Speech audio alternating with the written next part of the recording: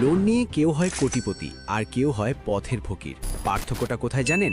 পার্থক্যটা আপনার কপাল বা ভাগ্যে না, পার্থক্যটা হলো ক্যালকুলেটর আর মাথার ব্যবহারে।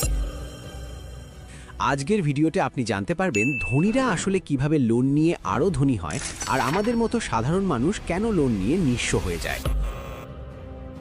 লোনের ভেতর লুকিয়ে থাকা এমন কিছু গোপন গল্প বা ফাঁদ আছে যা আপনাকে তিলে তিলে শেষ করে দেবে, অথচ আপনি টেরও পাবেন না। ভিডিওটি শেষ পর্যন্ত দেখুন, কারণ ভিডিওর শেষে লোনের এমন একটা সিক্রেট সেফটি রুল রিভিল করব যেটা জানলে আপনি লোনের বাঘের পিঠে চড়েও নিরাপদে গন্তব্যে পৌঁছাতে পারবেন। আর এই সিক্রেটটা মিস করলে ব্যাংক আপনার পকেটের শেষ টাকাটাও নিয়ে যাবে, তাই সাবধান। ভাই, লোন বা ঋণ জিনিসটা অনেকটা ধারালো ছুরির মতো। এটা দিয়ে একজন ডাক্তার অপারেশন করে মানুষের জীবন বাঁচায়, আবার একজন ডাকাত মানুষের জীবন নেয়। সমস্যা ছুরির না, সমস্যা হলো ওটা কার হাতে আছে আর কিভাবে ব্যবহার হচ্ছে। ধনীরা লোনকে বলে ওপিএম বা আদার পিপলস মানি, মানে অন্যের টাকায় পোদ্দারি। তারা ব্যাংকের টাকায় ব্যবসা করে হাজার কোটি টাকার মালিক হয়, আর আমরা লোন নেই অভাব মেটাতে গিয়ে, আর সেই লোনই আমাদের অভাবের কারণ হয়ে দাঁড়ায়। ব্যাংকের প্রসেসিং ফি, হিডেন চার্জ আর চক্রবৃদ্ধি সুদের মারপ্যাচ, এগুলো কিন্তু আপনাকে লোন দেওয়ার সময় মিষ্টি হেসে কেউ বুঝিয়ে বলবে না। সিগনেচার করার পর যখন টের পাবেন তখন দেরি হয়ে যাবে। আসুন একদম আমাদের আশেপাশের বাস্তব জীবন থেকে একটা উদাহরণ দেই। আমাদের গল্পে দুই বন্ধু, আবেগী আনিস আর হিসাবি হাসান, দুজনেই ঠিক করলো তারা ব্যবসা করবে।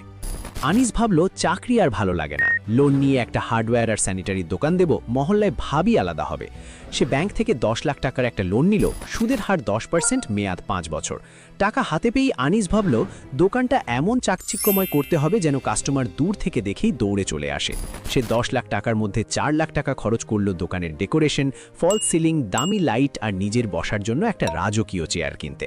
আনিসের চিন্তা ছিল পাশের দোকানের মজনু ভাই কি ভাববে, আত্মীয় স্বজন এসে যদি দেখে সাধারণ দোকান তাহলে তো ইজ্জত থাকবে না, এই লোকে কি বলবে, এই রোগটাই আনিসকে শেষ করে দিল।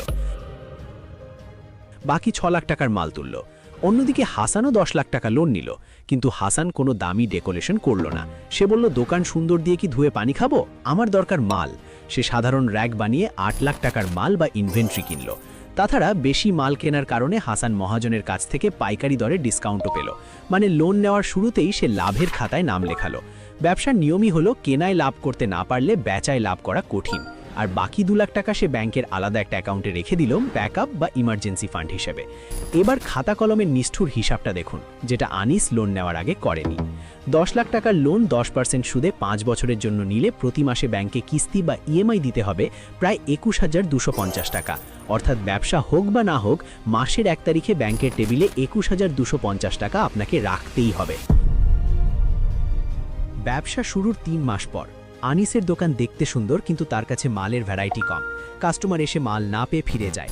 হার্ডওয়্যার ব্যবসায় লাভ যদি 10 থেকে 15% হয়, তাহলে 21,250 টাকা কিস্তি শোধ করতে আনিসকে মাসে অন্তত 2 লাখ টাকার বেশি সেল করতে হবে। এর সাথে আছে দোকান ভাড়া 10,000, বিদ্যুৎ বিল 2,000, কর্মচারীর বেতন। সব মিলিয়ে মাসে তাকে অন্তত 3 থেকে 4 লাখ টাকার মাল বিক্রি করতে হবে শুধু টিকে থাকার জন্য। নতুন ব্যবসায় এত সেল কি এত সোজা? চিন্তা করুন, একে তো নতুন ব্যবসা, উপরে জিনিসপত্রের দাম বাড়ার কারণে মানুষের হাতে টাকা কম। এই অবস্থায় মাসে ফিক্সড খরচ বের করা যে কতটা মানসিক যন্ত্রণার, সেটা যার ঘাড়ে কিস্তি আছে শুধু সেই বোঝে। আনিস এখন কি করবে? মাস শেষে কিস্তির টাকা নেই, ব্যাংকের অফিসার ফোন দিচ্ছে। এই প্রেসারে পড়ে আনিস ভাবল ব্যবসা তো হচ্ছে না, শর্টকাটে টাকা কামাই। সে লোনের বাকি টাকা দিয়ে অনলাইনে জুয়া বা বেটিং অ্যাপে টাকা ঢালল, ভাবল এখান থেকে জিতে কিস্তি শোধ করবে। কিন্তু ভাই, জুয়ার অ্যাপের অ্যালগরিদম এমনভাবে সেট করা যে তারা আপনাকে কখনোই জিততে দেবে না। এই বিষয়ে আমার চ্যানেলে ডিটেল ভিডিও আছে, আই বাটনে দিয়ে দিলাম, এই ভিডিওটা শেষ করে ওটা দেখে নিন। আনিসের দশা হলো আমও গেল ছালাও গেল।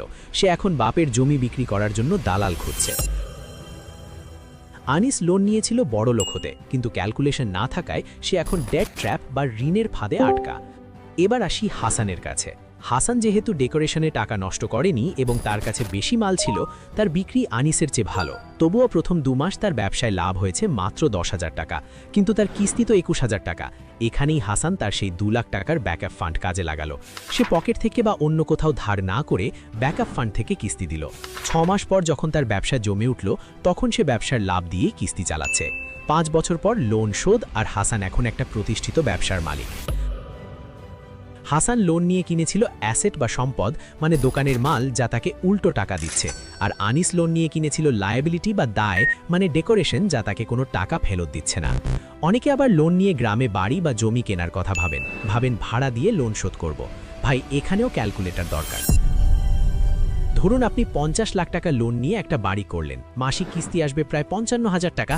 এখন প্রশ্ন হলো, আপনি যে বাড়িটা বানালেন সেটা ভাড়া দিয়ে কি মাসে 55,000 টাকা আসবে? গ্রামে বা মফস্বলে 20,000 টাকা ভাড়া পেতেই ঘাম ঝরবে, বাকি 35,000 টাকা আপনাকে প্রতি মাসে নিজের পকেট থেকে দিতে হবে। যদি আপনার সেই সামর্থ্য না থাকে, তবে লোন নিয়ে বাড়ি করা মানে হলো স্বেচ্ছায় নিজের পায়ে শিকল পরানো। মনে রাখবেন, রড সিমেন্টের দাম কিন্তু দিন দিন বাড়ছে। বাড়ি বানালে সেটা পুরনো হয় আর মেইনটেনেন্স খরচ বাড়ে, কিন্তু জমি কিনলে সেটার দাম সাধারণত বাড়ে। তাই লোনের টাকা কোথায় ঢালছেন সেটা আবেগের চশমা খুলে দেখুন। ধনীরা লোন নেওয়ার আগে একটা সহজ সূত্র ব্যবহার করে, ROI is greater than bank interest rate. সহজ বাংলায়, ব্যাংক আপনার কাছে 10 টাকা সুদ চায়, আপনি সেই টাকা খাটিয়ে যদি 15 টাকা লাভ করতে পারেন তবেই লোন নিন। 5 টাকা আপনার পকেটে থাকবে, 10 টাকা ব্যাংক নিয়ে যাবে। আর যদি আপনি টাকা খাটিয়ে 8 টাকা আয় করেন, তবে লোন নেওয়া মানে নিজের পায়ে কুড়াল মারা। এবার সেই গোপন সিক্রেটটা রিভিল করার সময় এসেছে, যেটা ভিডিওর শুরুতে বলেছিলাম। লোন নিয়ে সেফ থাকার গোল্ডেন রুলটা হলো দ্য 30% রুল অফ সেফটি। আপনি লোন নিয়ে যত বড় ব্যবসায়ী করেন না কেন, আপনার মাসিক কিস্তির পরিমাণ যেন কখনোই আপনার ব্যবসার মাসিক নিট লাভের 30%-এর বেশি না হয়। উদাহরণ, যদি আপনার ব্যবসায় সব খরচ বাদ দিয়ে মাসে 1 লাখ টাকা লাভ থাকে, তবে আপনার কিস্তি কোনোভাবেই 30,000 টাকার বেশি হওয়া যাবে না। যদি এর বেশি হয়, তবে যে কোনো ছোটোখাটো বিপদ, অসুস্থতা বা ব্যবসায় মন্দা এলেই আপনি দেউলিয়া হয়ে যাবেন। ব্যাংক ম্যানেজাররা এই রুল জানে, কিন্তু আপনাকে বলবে না, কারণ তারা চায় আপনি বেশি লোন নিন আর সুদ গোনেন। লোন কোনো ভিলেন না যদি আপনার হাতে ক্যালকুলেটর থাকে, আর লোন জমদূত যদি আপনি আনিসের মতো আবেগের বশে চলেন। নিজের সামর্থ্য বুঝুন, মার্কেট রিসার্চ করুন, তারপর ব্যাংকে যান। মনে রাখবেন, ব্যাংকের কলম দিয়ে সাইন করার আগে আপনি রাজা, সাইন করার পর আপনি তাদের শর্তের গোলাম। এখন আপনাদের পালা। আমি কনফিউজ যে পরের ভিডিওটা কোন টপিকে বানাবো। আমার মাথায় দুটো মারাত্মক টপিক ঘুরছে, আপনারা যেটা বেশি ভোট দেবেন সেটাই আসবে। অপশন 1, লোন অ্যাপের ভণ্ডামি। প্লে স্টোরের লোন অ্যাপগুলো কিভাবে মিষ্টি কথায় লোন দিয়ে পরে আপনার কন্ট্যাক্ট লিস্ট হ্যাক করে, ব্ল্যাকমেল করে এবং জীবন অতিষ্ঠ করে তোলে, তার পুরো নারী নক্ষত্র ফাঁস দেখতে চান? নাকি অপশন 2, শূন্য পুঁজিতে ইনকাম। স্টুডেন্ট বা চাকরিজীবীরা পড়াশোনা বা কাজের পাশাপাশি জিরো ইনভেস্টমেন্টে কিভাবে রিয়েল সাইড ইনকাম দাঁড় করাবেন তার কিছু জেনুইন আইডিয়া চান? কোনটা চাই, অপশন 1 নাকি 2? জলদি কমেন্টে লিখে জানান। আর হ্যাঁ, আমরা আপনাকে সাবস্ক্রাইব করার জন্য বলবো না, শুধু অনুরোধ রইল, সময় পেলে আমাদের চ্যানেলটি একবার ঘুরে আসবেন। সেখানে হয়তো আপনার জীবনের কাজে লাগার মতো আরও অনেক ভিডিও পেয়ে যেতে পারেন। এরপর সাবস্ক্রাইব করবেন কি করবেন না সেটা একান্তই আপনার ব্যক্তিগত পছন্দ। আপনি কি মাসের শুরুতেই ঋণের কিস্তি নিয়ে দুশ্চিন্তায় পড়ে যান? বেতন বা আয়ের একটা বড় অংশ কি শুধু লোনের সুদ দিতেই শেষ হয়ে যাচ্ছে? যদি এমনটা হয়, তবে আপনি হয়তো ঋণের ফাঁদ বা ডেট ট্র্যাপে আটকে পড়েছেন। আজকের ভিডিওতে আমরা খুব সহজ ভাষায় জানব এই ফাঁদ থেকে বের হওয়ার উপায় কি। ভিডিওটি শেষ পর্যন্ত দেখুন, কারণ একটি সঠিক সিদ্ধান্ত আপনার জীবন বদলে দিতে পারে। ঋণের ফাঁদ হলো এমন এক অবস্থা যেখানে আপনার লোন আপনার আয়ের চেয়ে বড় হয়ে যায়। সাধারণত অতিরিক্ত বিলাসিতা বা আয়ের চেয়ে বেশি খরচ করলে মানুষ এই ফাঁদে পড়ে। অনেকে ভাবেন ক্রেডিট কার্ড থাকলে সব কেনা সম্ভব, কিন্তু এটি একটি বড় ভুল ধারণা। ক্রেডিট কার্ডের মিনিমাম ডিউ দেওয়ার অভ্যেসটি আসলে একটি মারাত্মক ফাঁদ। এর ফলে আসল টাকা কমে না, বরং চক্রবৃদ্ধি হারে সুদ বাড়তে থাকে। আবার একটি লোন শোধ করার জন্য অন্য জায়গা থেকে লোন নেওয়া আরও বিপজ্জনক। এতে ঋণের বোঝা কমার বদলে দিন দিন পাহাড়ের মতো বড় হতে থাকে। অনেকে শখের বশে লোন নিয়ে দামি মোবাইল বা বাইক কেনেন। মনে রাখবেন, যে জিনিস আপনাকে আয় করে দেয় না তার জন্য লোন নেওয়া ঠিক নয়। ইমার্জেন্সি ফান্ড বা আপৎকালীন টাকা জমানো না থাকলেও মানুষ হুট করে লোন নিয়ে ফেলে। এবার চলুন জানি কিভাবে এই অন্ধকার থেকে আপনি বেরিয়ে আসবেন। প্রথম কাজ হলো শান্ত হওয়া এবং সব লোন বা ধারের একটি তালিকা তৈরি করা। একটি খাতায় লিখে ফেলুন কার কাছে কত টাকা পান এবং সুদের হার কত। অপ্রয়োজনীয় সব খরচ আজ থেকেই পুরোপুরি বন্ধ করে দিন। বাইরের খাবার খাওয়া বা শৌখিন জিনিস কেনা কয়েক মাসের জন্য ভুলে যান। আপনার যে ঋণের সুদের হার সবচেয়ে বেশি সেটি আগে শোধ করার চেষ্টা করুন।